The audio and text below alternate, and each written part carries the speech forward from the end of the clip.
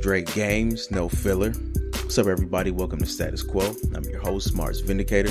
Well, I'm the co-host, because I'm always joined by my co-host, Queasy Crayfish. That is right. And this is episode 29.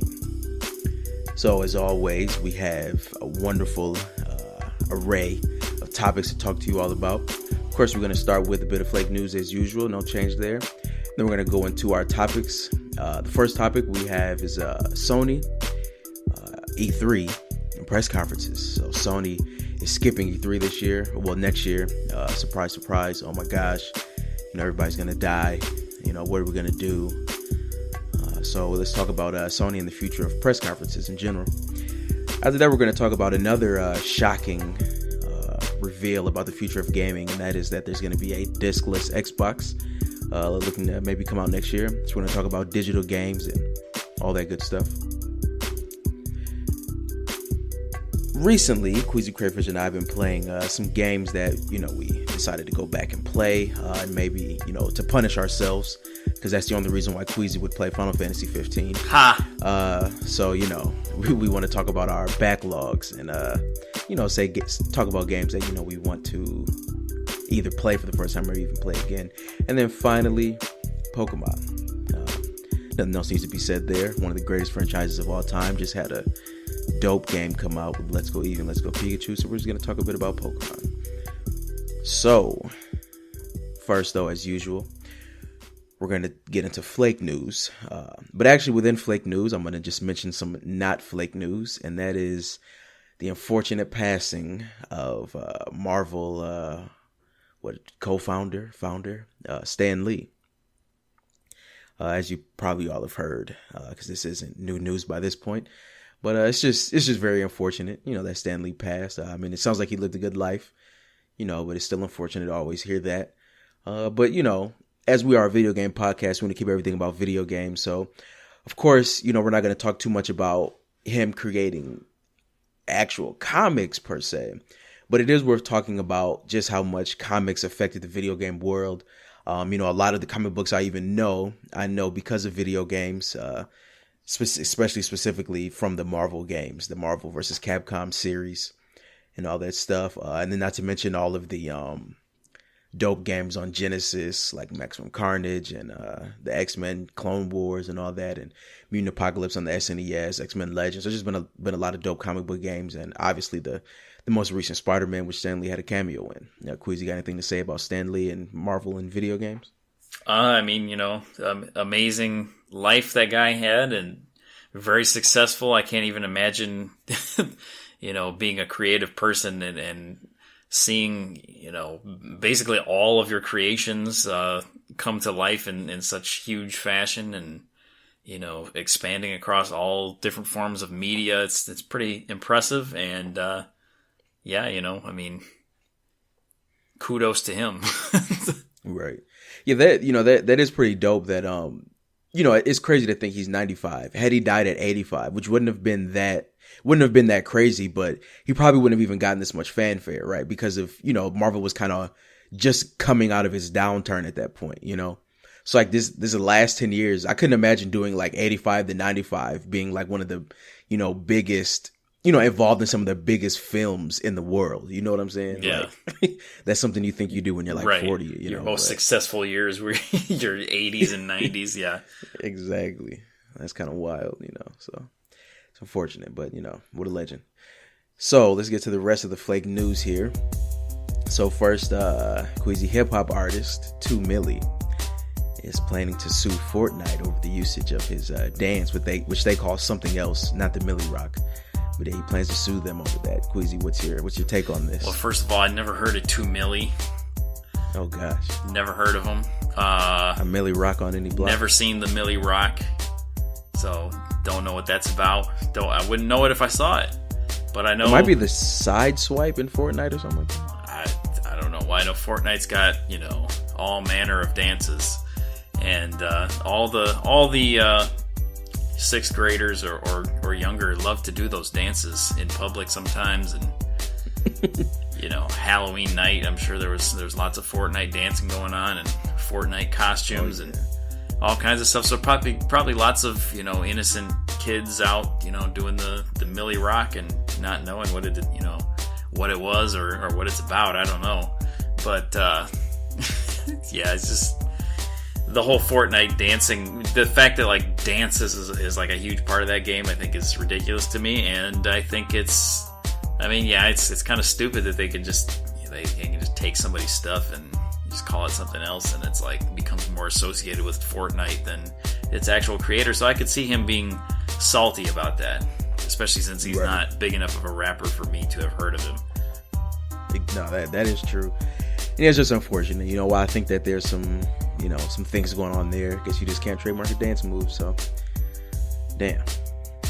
Let's see. Next, this is going to be something we're talking about in our topics, obviously, but just your first brief take. What do you feel about this new discless Xbox? Brief, because we got a whole topic here. Flake news. Yeah. Flake news. Sounds good to me. So next, Dead or Alive. Though they kind of brought 5, or what is this now, 6? They brought 6 out, you know, kind of making it seem like it was going to be a real fighting game competitor. They've gone back to their old ways. And now they have this new scientist girl called Nico, obviously a new female character. So I need to look this up. She doesn't look as bad as she could look. At first, when I first saw her, I thought she was like an idol character, like Lucky Chloe or something. But I guess she's a scientist. You know, she looks like a scientist, though. Yeah. Yeah, you know. She's she had like a third wave feminist too. She's got the blue hair going.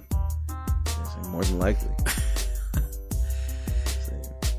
You know, I don't know. Not the worst design I've ever seen. It's just I don't know. These characters, they're like I feel like Dead or Alive characters typically look like, you know, like if you go on like DeviantArt or one of those websites and you go, you know, search for like character profiles or something like that, or you find someone who's like an amateur, you know, like 3D model maker or something like that. Like that's the kind of character that you're going to see just tons of. So, I mean, they very well could have just, in Fortnite fashion, gone through, you know, the bowels of DeviantArt and picked out some of these designs and turned them into Dead or Alive characters. I don't know. I could definitely say they definitely don't have the best design going there, or the best, you know, the most prolific characters. And it doesn't help that a lot of their guest characters come from Dead or Alive. I mean, from Virtua Fighter, which, you know, it's a great game, but not great characters. So, well, it's not even that like it's a bad design. It's just like one of those kind of designs where it's like, you know, they're wearing all, you know, of course they have weird color hair, of course they have, you know, some weird costume, of course they have, you know, they're futuristic scientists, of course, you know, of course they're skilled in, you know, every field, and they have an IQ of, you know, 175, and, you know, it's like just, you know, there's Mary Sue, you know, that's what they call them. Yeah, it's Dead or Alive. And then lastly, the most well, actually I'm making a joke out of this. Maybe some people would find this insensitive.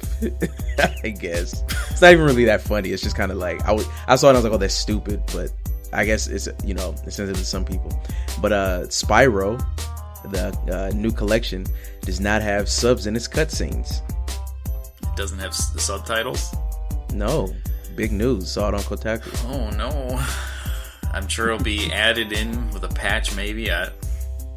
There was I think like it wasn't like Soul Calibur or something. It doesn't have like Spanish or something. It was like a big language, I feel like, or something. It was kind of odd. It's kind of wild. Yeah, but I mean, I saw it and I was like, you know, it's stupid, but I guess there are deaf people. Do you need them to play Spyro? Probably not, but I mean, you know, they should be able to enjoy the game, I guess. So I should make a joke out of it. That deep Spyro story. Right, you know. So, hey, there it is. Well, let's get into these topics here. No. Well, excuse me. Okay. Well, that's the end of the podcast, ladies and gentlemen. We'll see you guys next week. No, let's do it. So, that's exactly what Sony said to E3, apparently. You know, so that's our first topic here. So, I mean, I'm not gonna lie. I've thought like the way that Sony has done their press conferences. There's like I look at this in like two different ways, right?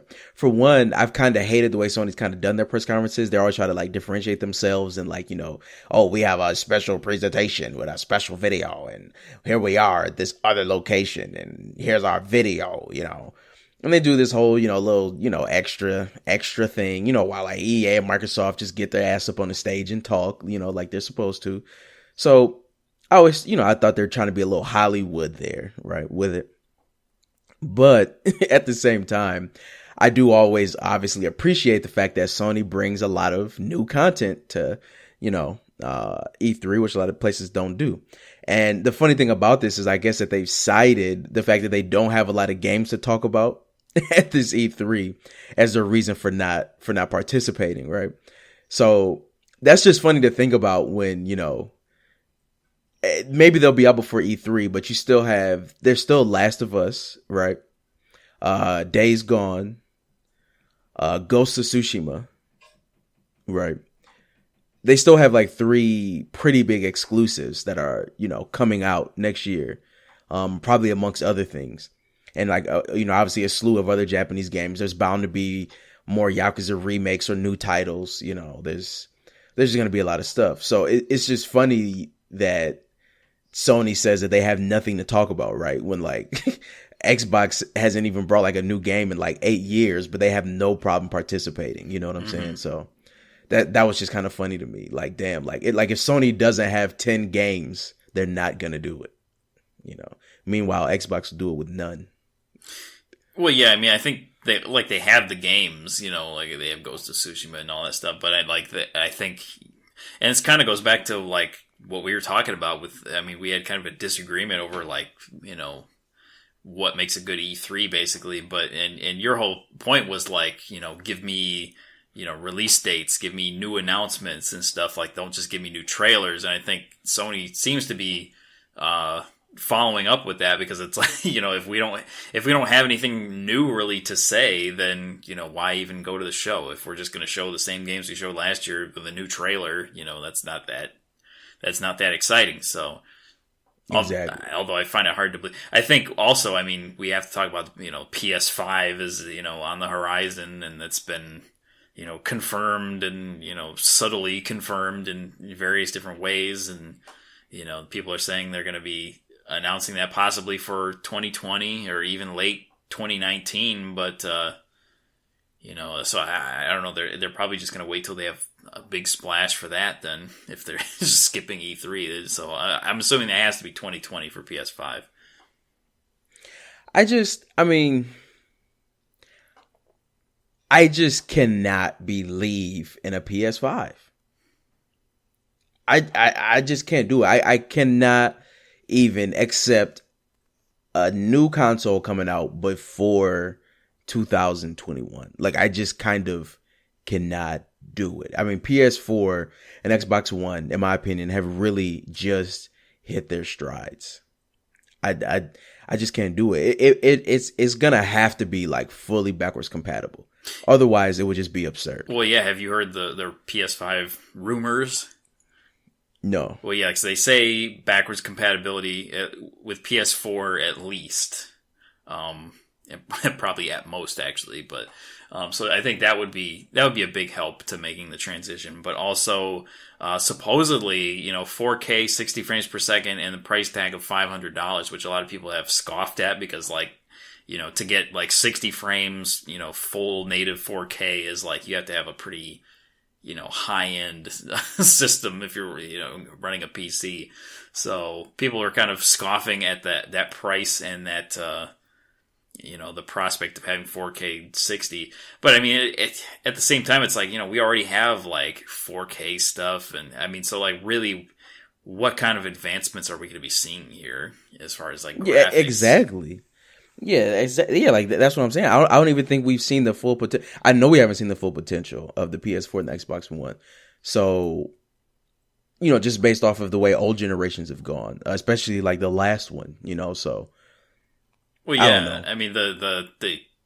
The the advancements have been, I mean, of course we remember back in the day, like going from Genesis to Saturn was like, oh my gosh, it's 3D and all this, and well, not entirely for Saturn, but at least to PlayStation.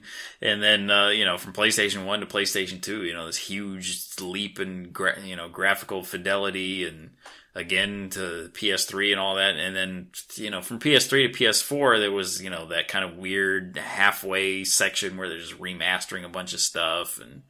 And so I think the increases are just becoming less and less extreme now. So it's just like, I guess all we're going to see is just improved performance and, some new particle effects or something like that, and improved lighting, Right.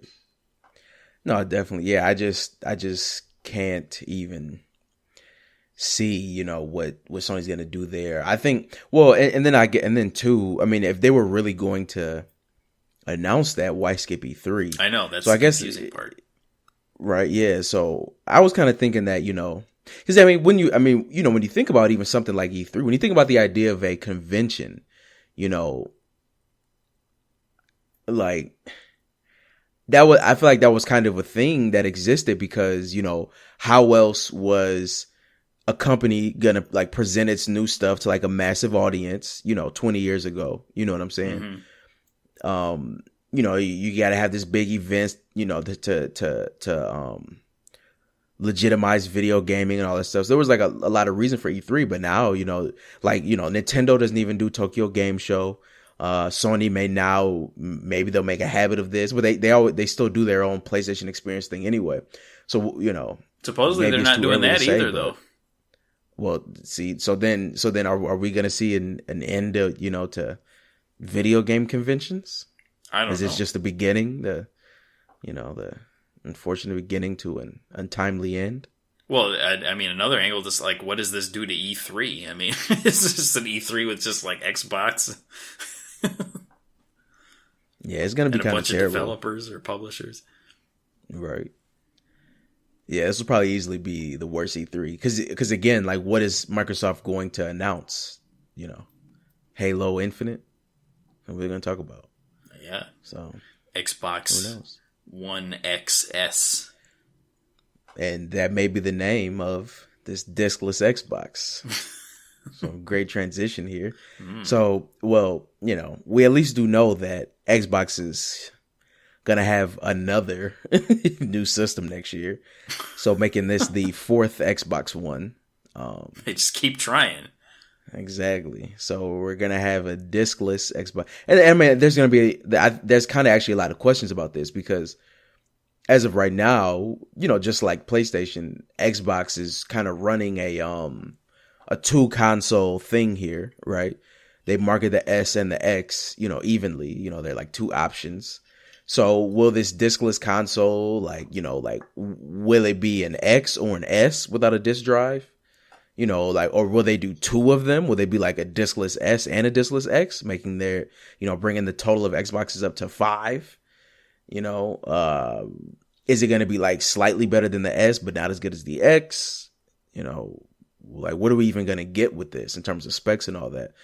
Well, I wonder. And I mean, price point too. Is this going to be like a budget Xbox or something? Or, I mean, who knows? It's just kind of like, yeah, I mean, how many different iterations do you need of this console, especially if apparently we're nearing the end of this console cycle?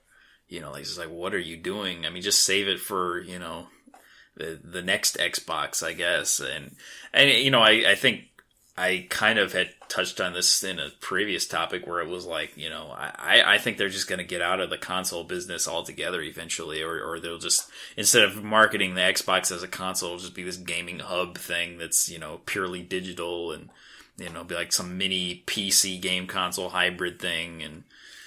And so that seems to be what they're going for here. I don't see any other reason why you would, do this.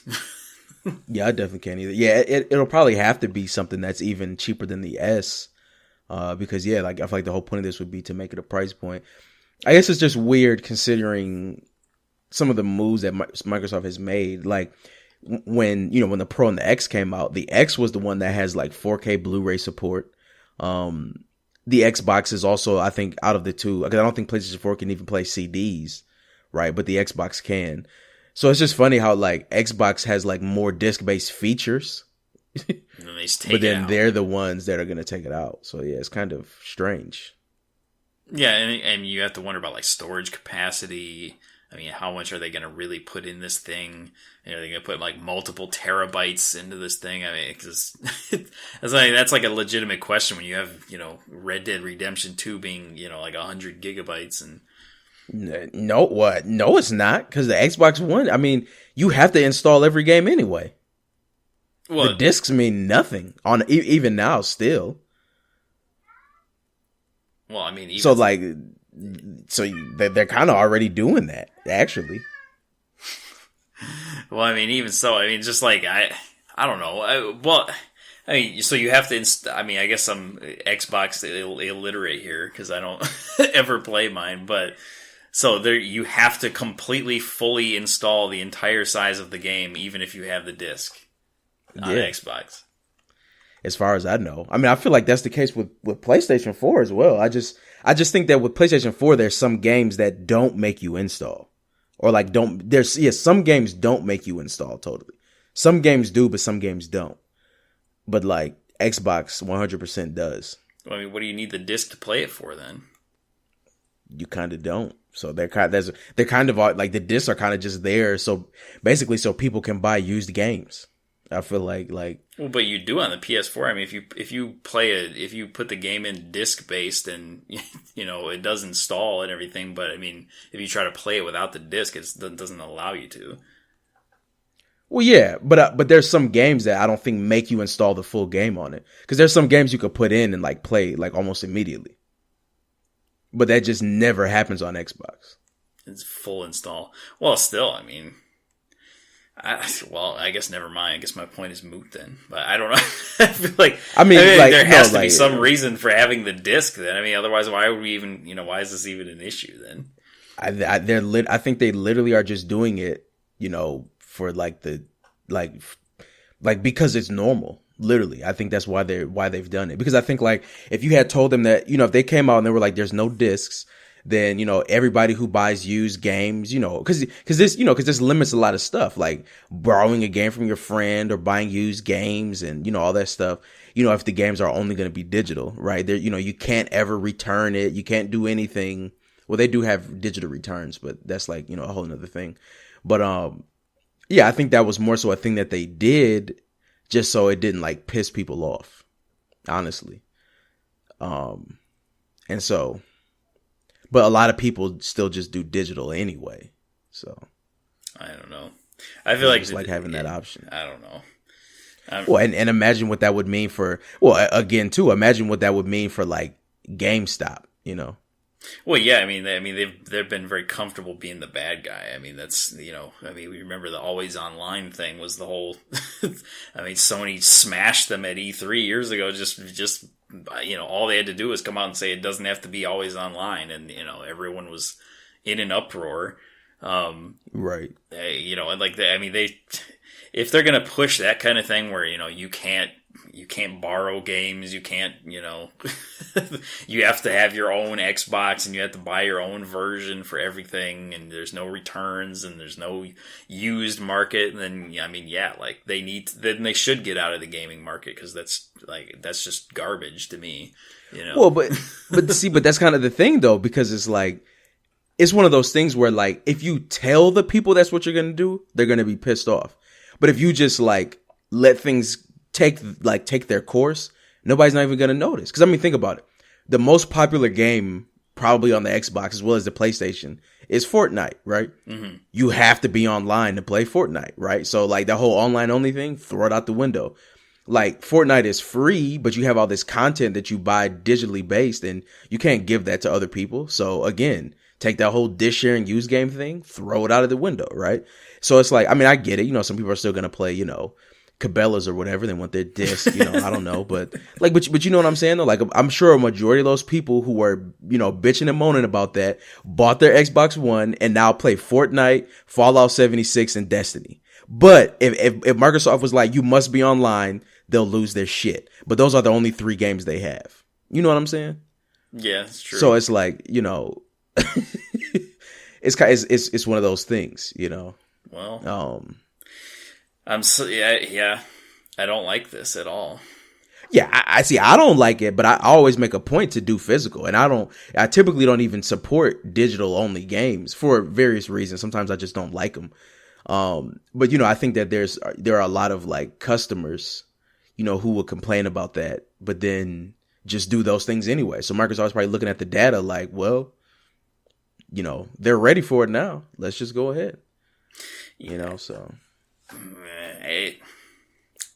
I don't foresee good things for Microsoft, though. I just really don't, because I just don't think. I mean, they're always thinking that like they've got the answer, and they think they know how things are going to go, and they think like they've clearly they've made some right guesses here and there. I mean, they were like really strong with the online. I mean, Xbox Live was a huge deal. It was way better than PlayStation's was. I mean, but even so, like, I mean, the Xbox One is just a piece of trash. Like, and the idea that like, I mean, they can't attract any Japanese support. They have just like no exclusive market whatsoever. They have no original ideas of their own. It's just like this thing that's, trying to shape the industry without having anything to offer.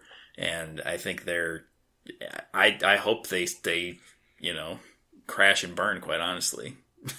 So. Damn, that's pretty harsh. I mean, it's pretty obvious, that I like, actually that are probably like both Sony and Nintendo more than I like Microsoft's current offerings.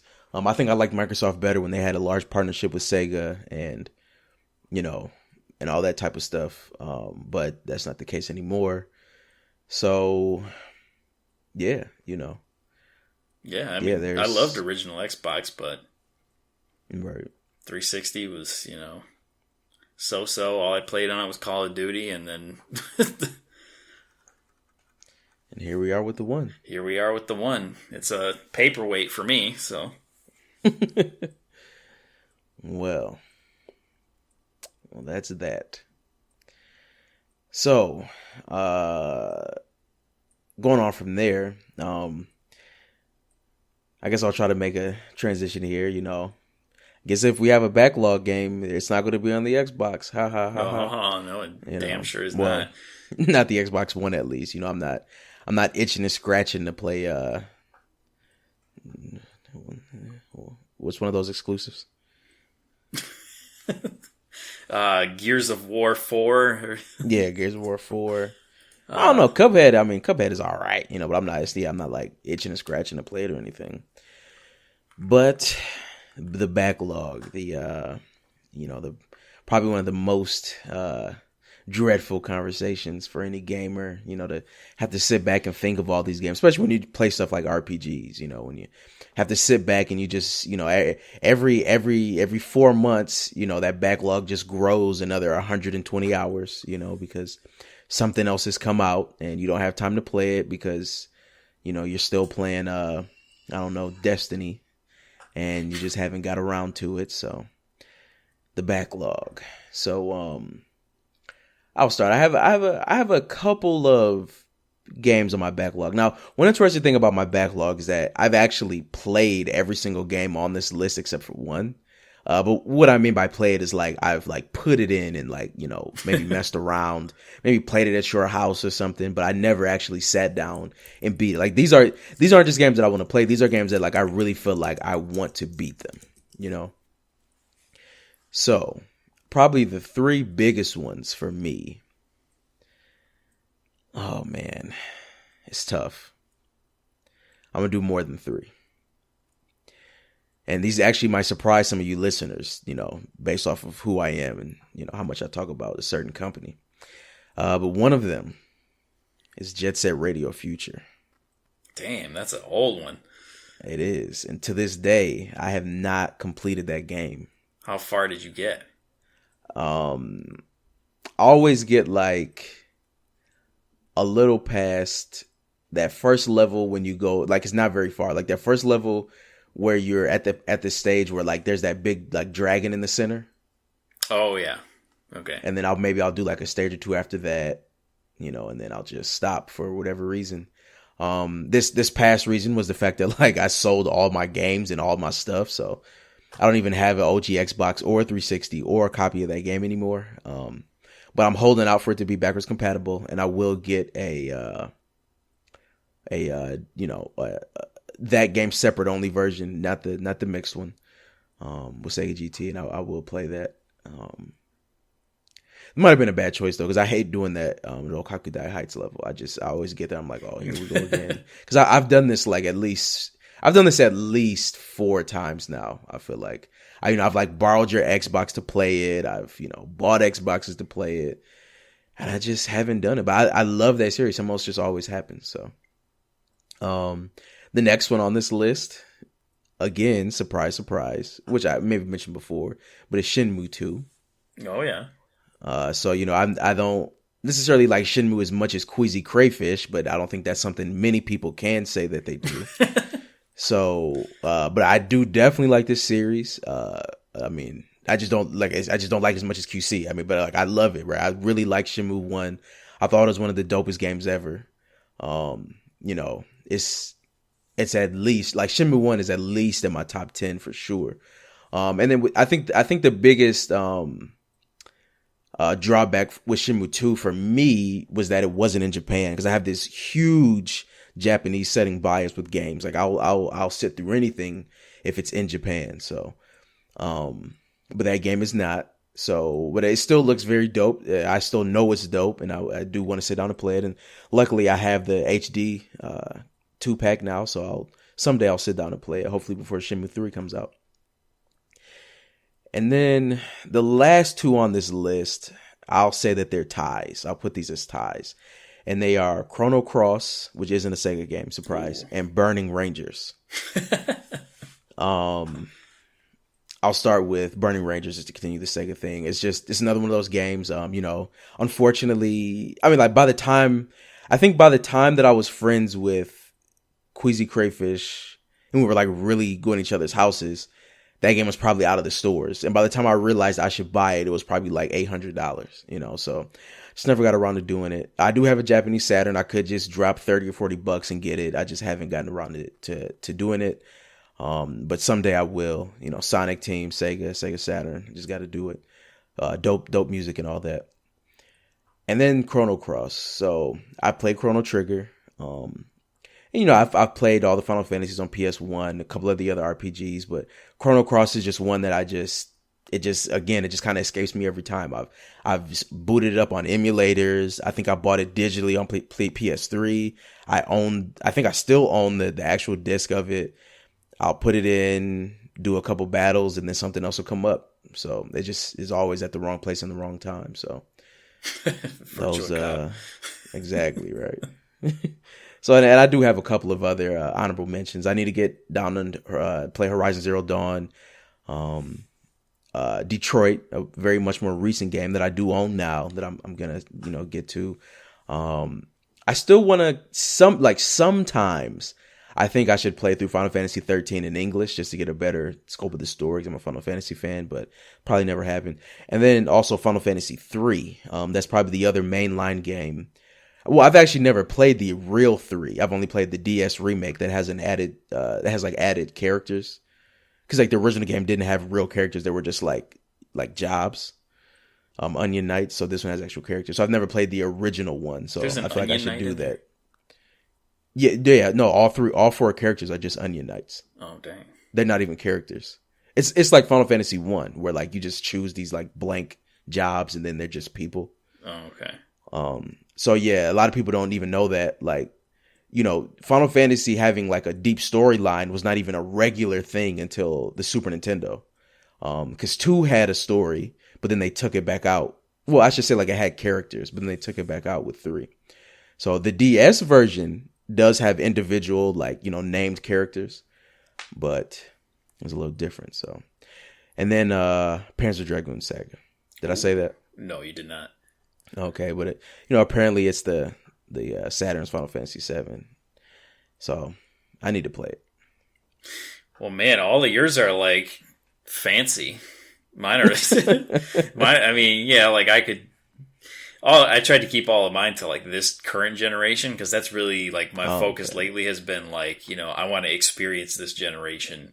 I don't want to feel the way I feel about the 7th generation about this one, when we get on to the next one. So, I want to feel like I played a lot, and I feel like I have over the past year or so really, experienced some of these games. I recently just beat, Yakuza Kiwami. I know it took me over a year to beat it. Yeah, I didn't realize it was that long.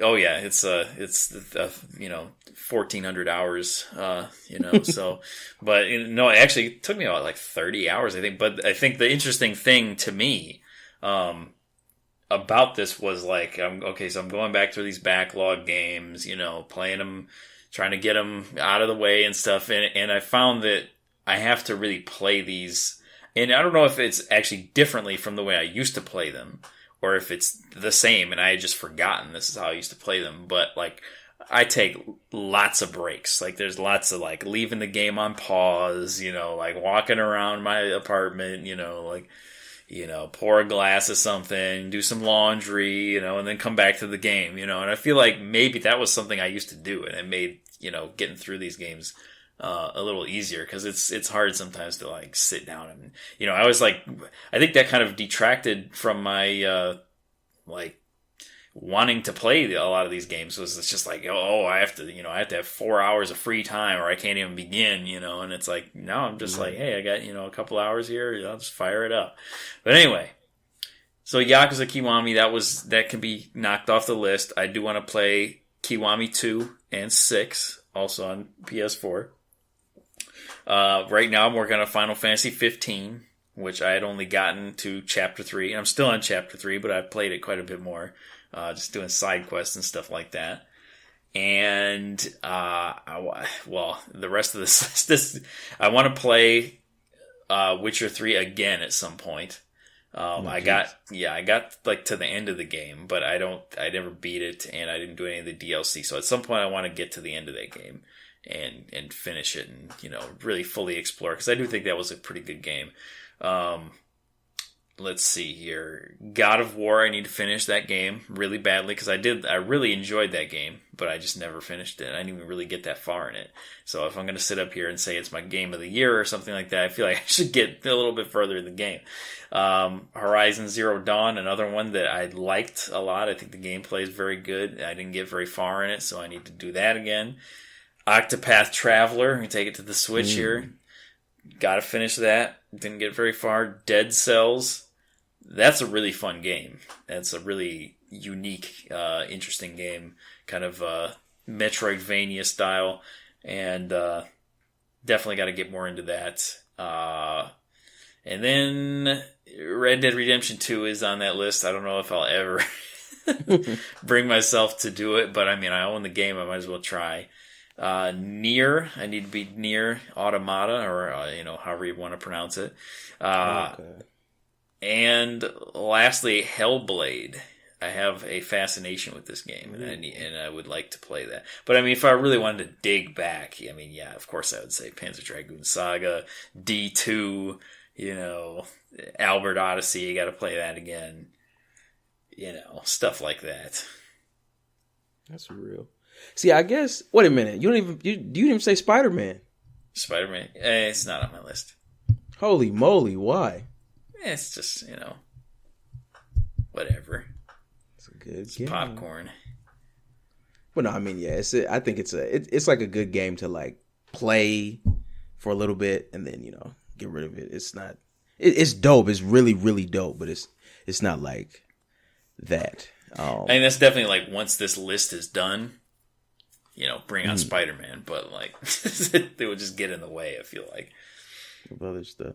Now, I mean, I'm with that. I mean, that's kind of how even though we talked about how good they are, I think that's kind of how a comic book game is, because it's not like it's like a new story. In a way, it's like it's Spider-Man. It's kind of like you know what's going on. He's fighting Doc Ock and right, so on and so forth. No, I mean that is pretty interesting. I think. I guess for me, the reason why I dug so deep, it wasn't because I was trying to be, extra cool and show, how deep my game knowledge is, I know you weren't saying that, but I'm just saying. I guess it was just, I think fortunately, I think I have done a pretty good job this generation with kind of like keeping on track and playing a lot of games I wanted to play. Because I kind of fell into that too a little bit last gen. And that was a lot due to like some structural things. I mean, I was like moving a lot and, obviously a lot of things were going on. So I didn't play as many things as I wanted to play. But this gen, I was able to like, okay, like I'm here, I'm, more settled, sit down and I can just play whatever I want to play. And so I have done a pretty decent job. I guess if there's other things from this gen that I will talk about, well, even for me, so like the way Nier Automata works, this is like a very minor spoiler, but you beat the game with one character, then you like do it again from like different perspectives.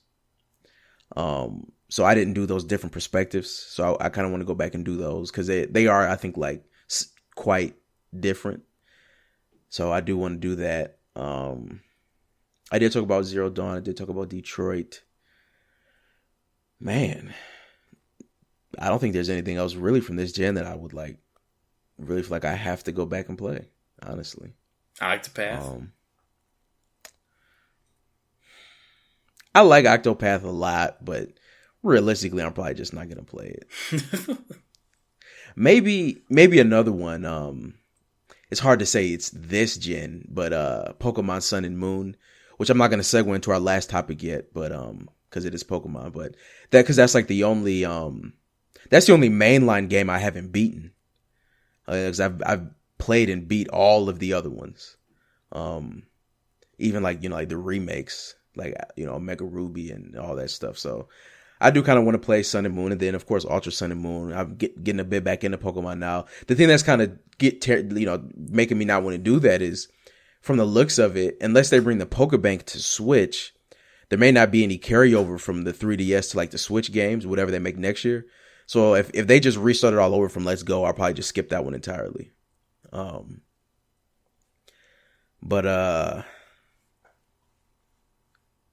Yeah, I kind of think that's pretty much it. Backlog gaming. Yeah, at least from this generation.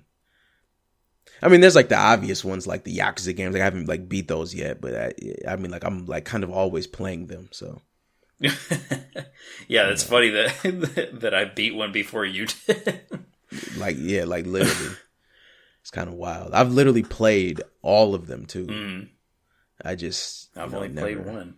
Well, I don't know. I have this thing about beating games. Like I that gives me like a sense of satisfaction, and so and it makes me feel like I'm an expert on the game or something. So I always feel like I have to if I'm going to start the game, I should probably finish it. And if I don't, it's like like starting a book or something. Like you start a book, you read 100 pages, and then you're like, you just do other things, and it's on your shelf with a bookmark in it 10 years later, and you feel bad about it, so. Right.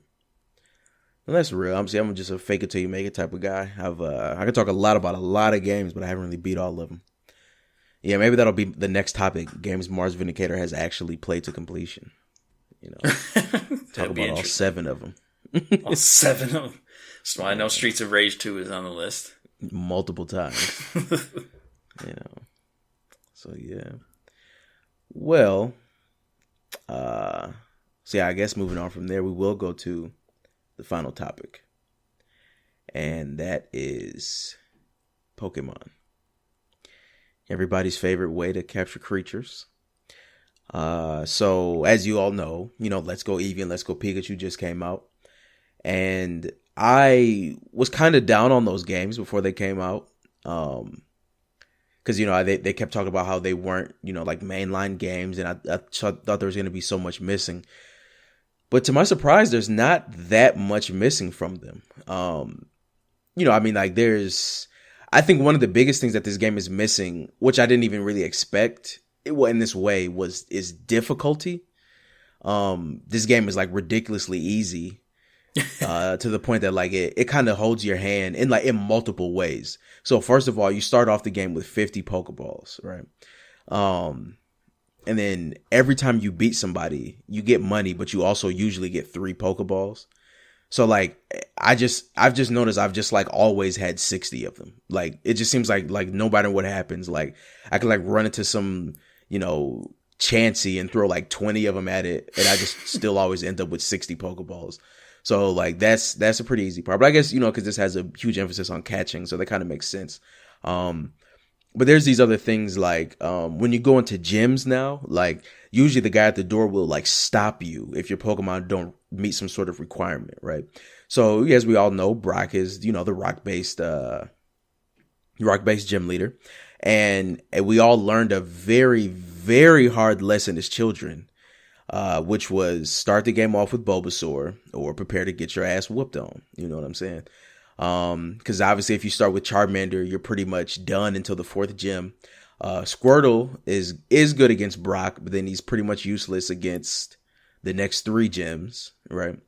So go with Bulbasaur. That's just the way to do it. And we had to learn it the hard way. Maybe you had a strategy guide, or maybe you learned it on the playground, or maybe you just got your ass whooped a whole bunch of times and started the game over, or caught somebody else, or leveled your starter up to like, level 30 before the first gym. That's what I did. And he didn't listen to you, but it was strong enough. But either way, we didn't find it out by the game literally stopping us and telling us you must have a water or grass-based Pokemon to come into this gym, right? So that's the kind of stuff I don't necessarily like, especially because I don't even like their reasoning for it. Like, it'd be different if like their original Pokemon was marketed towards 20-year-olds, but like it wasn't, So I just kind of feel like if I could have figured that out when I was, 9, how come these kids can't, I mean, they have the internet, for Christ's sakes. I had to print out Game Shark cheats. They have tablets, okay? But that's beside the point. Other than things like that, a lot of stuff seems to be there. They're like, they've changed up how TMs and HMs work, but they are in the game. There seems to be like some decent meta, like, you can still have, I think, good battles with it. I was kind of under the impression that they may just give everybody like 4 base moves and that's all you get. But no, Pokemon learn moves when they level up, and you have to level them and stuff. And one thing that I was happy about is that even though you don't battle wild Pokemon, your Pokemon get experience from catching those Pokemon, right? Oh, okay. So you can still get a lot of experience. But what's crazy though is that, because of that, everybody gets experience. So, everybody's always leveling up. Whereas in the old games, like only the people who came out got experience, right? So you got the XP all. So, there's little differences. Also, I don't. How much do you care about me spoiling this? Not at all. Okay, good, because it's just Pokemon. But what seems to be cool is that this isn't it's a remake of Red, Yellow, and Blue in terms of like the setting and like the original 150. But the story is like, it seems like it's kind of like in this world where like Gary and Ash have like finished their story, and like you're next. Because like you see Gary, but he's just like this old dude who like tells you stuff. No, that's interesting. Then you have like a new rival. And I guess like Ash or like Red or whatever he's called is like later in the game or something. So yeah, like that's pretty cool. I do like that part. But it's also still pseudo like yellow version because you get Jesse and James in there. But yeah, there's just a lot of cool stuff. Another really cool thing is that you can let any Pokemon out of the Pokeball and let them walk around with you. Oh, that's nice. But obviously some of them are like ridiculous. So like, like if you let out like a Nidoran or like a Meowth, it'll just like follow you. But if you let out like an Onix, you'll ride on it. That's what I was thinking. I think it's the same for like, I think any like Pokemon that's like big enough, you'll just ride on them. Mm-hmm. Mew is an asshole because he'll like float in front of you as if he's like dictating where you're going. It's kind of funny. But yeah, because you get a Mew when you buy the Pokeball Plus. So yeah, he like flies in front. Dang, of they you. just give you a Mew? Yeah, it's kind of wild. It's level Ridiculous. like 1, but yeah, you get a Mew. Yeah, but $40. Mew contains the genetic information of all Pokemon. And there he is, So yeah, he seems like he'll be pretty strong. But yeah, so I just this has just been a really dope game. I've been a long time Pokemon fan. I'll kind of get into that a bit more. But Queasy, you have anything to say about Let's Go or any Pokemon related stuff? I mean, I'm kind of like burned out on like the Kanto region, just because like Pokemon Go does so much Kanto stuff all the time. So I'm kind of just curious to see, like, I mean, how do you think they're gonna go about? Like, do you think they'll just come out with like, some second, Let's Go sequel? It'll have Gen 2 starters instead, or something like that, or and they'll just do it that way, or do you think they'll put those Pokemon into this game? Or, I mean, like, how do you think they're going to progress from here? That's a very good question. So, one thing about Pokemon that I noticed is that they're quite similar to, like, old school King of Fighters, where they use the same sprites for 40 years, right? Mm-hmm. Like, they like to reuse their resources, right? So... and I know this is especially with like the 3D games, because I think the reason why they even did stuff like X and Y and then Omega Ruby, Alpha Sapphire was so that they could have like, they could start off with like a couple of 3D models for some Pokemon and put them in X and Y, and then make more when they did Omega Ruby and Alpha Sapphire, right? And then just include those old ones in the new game. So I'm kind of torn as to how they'll do it, because I don't see them actually making another Let's Go game. Because, despite the fact that there's like some small differences, they still know that they have a huge, Pokemon core, like meta following. And I don't think they want to like, alienate those people too much. So they said that there's going to be a core game coming out next year.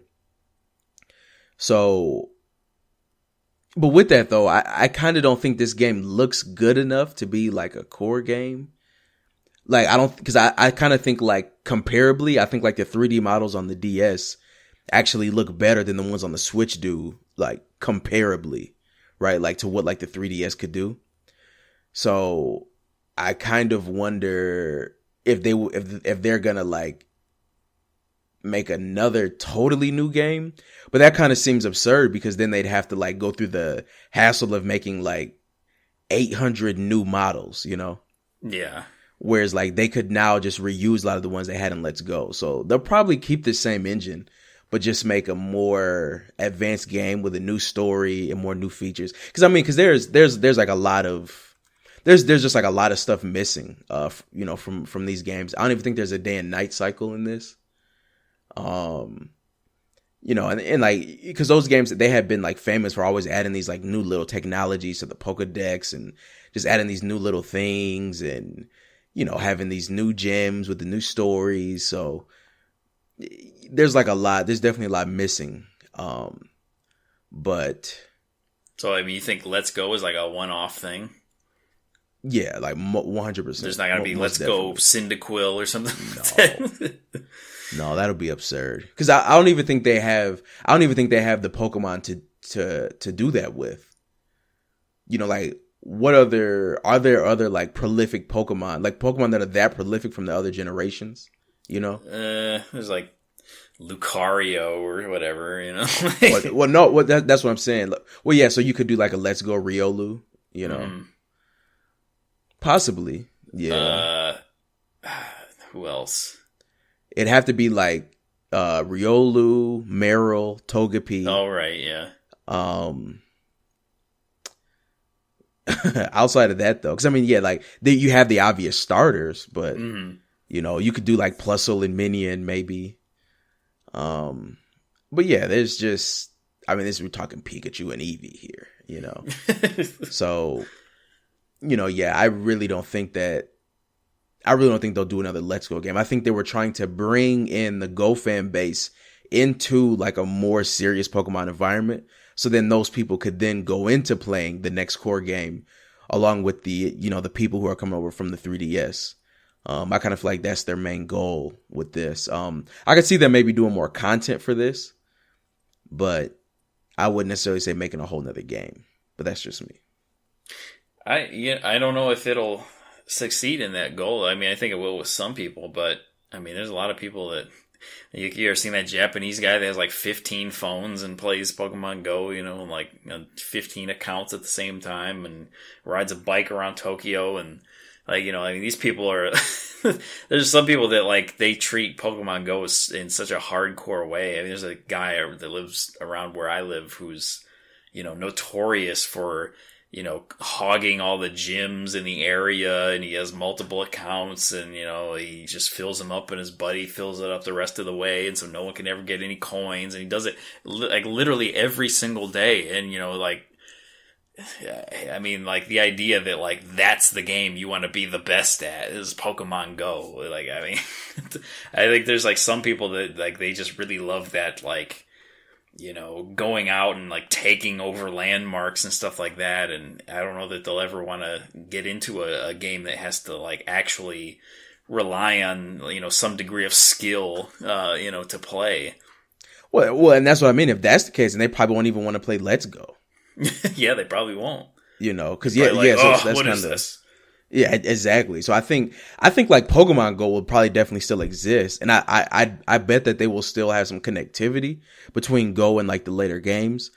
But I think that this game is going to be like this one-off bridge to bring. Yeah, I don't think it'll bring everybody, because you got to think like, I'm sure that that guy who plays with like the 15 screens, I'm sure like part of what he loves about it is the outside nature of it. Because if it wasn't, he'd be playing on the 3DS. And same with, with the guy who lives near you. So those people, they probably just can't get them to come regardless of what they do. Right. But I think there are some people, I mean, my guess was maybe even like you, who this could, I think, be a good bridge for. Yeah, no, that I like that. I think that's, if they make Pokemon Go like more of an integrated thing into like the main series, that would definitely help me get back into the main series, because the only main series game that I ever played was the first one. So I mean, like, that's it. I am not like I haven't played any of the other Pokemon games since then, except for like Stadium and Snap and stuff.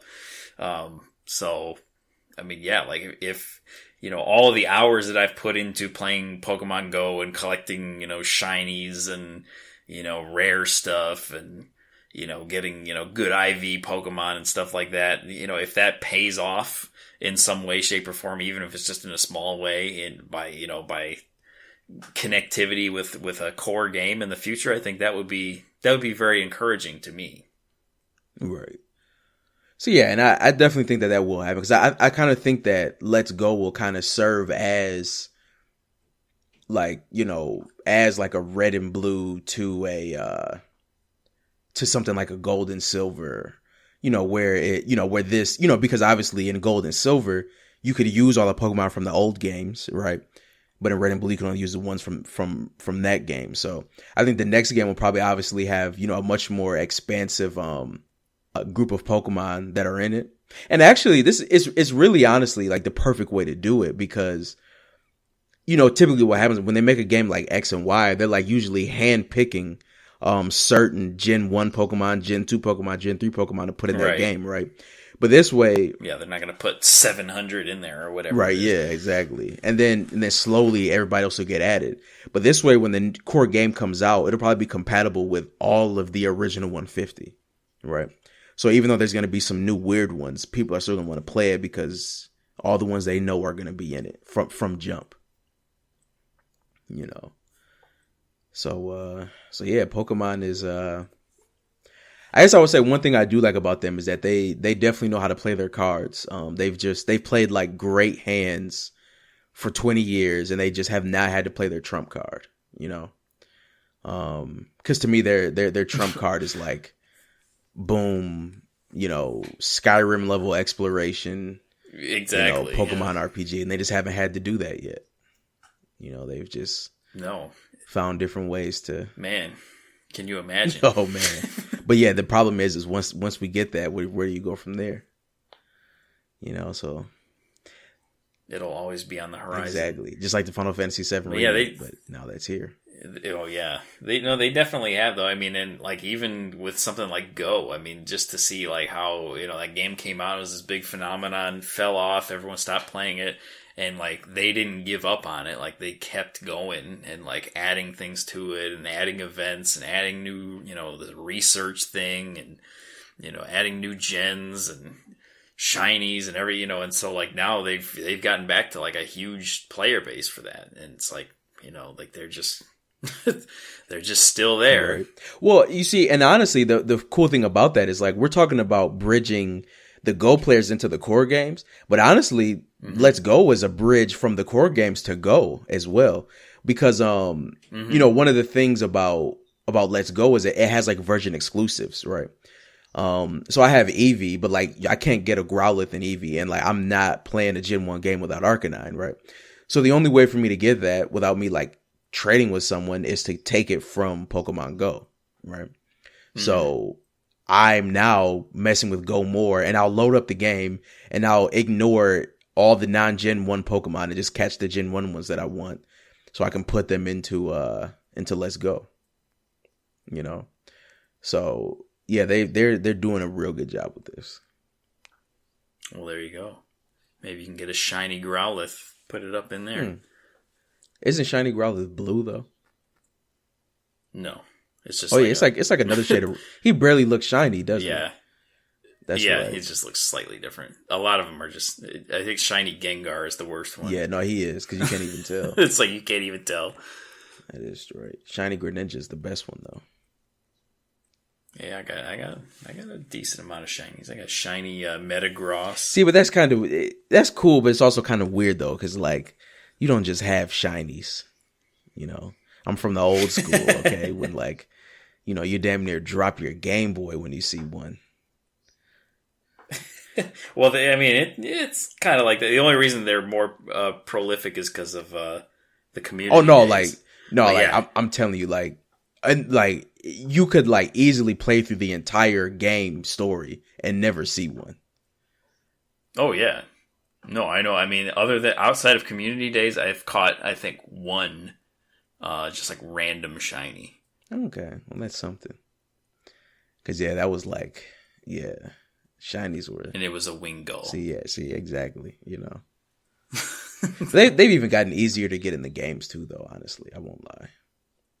Like, people want shinies. Yeah, they do. So that's that. Well, so Pokemon is. Can't necessarily say that it's back, but it is. In a way, it's kind of back, and they got some more new people playing. So you're not 30 anymore, Pokemon trainers. You're 10. Get your ass up, get your Pokemon, and start battling. So that has been Status Quo 29. Thank you for joining us. Queasy, any final words here? It's just funny that I was 29 last week. Now I'm 30. Oh, Jesus Christ, happy birthday. It's just like status quo. Oh, yeah. 30. Very apt. So, yeah, maybe we'll have some super special surprises for episode 30, like talking about Shenmue and Streets of Rage, talking about Red Dead Redemption 2, the usual. So, that is Status Quo. We're out of here.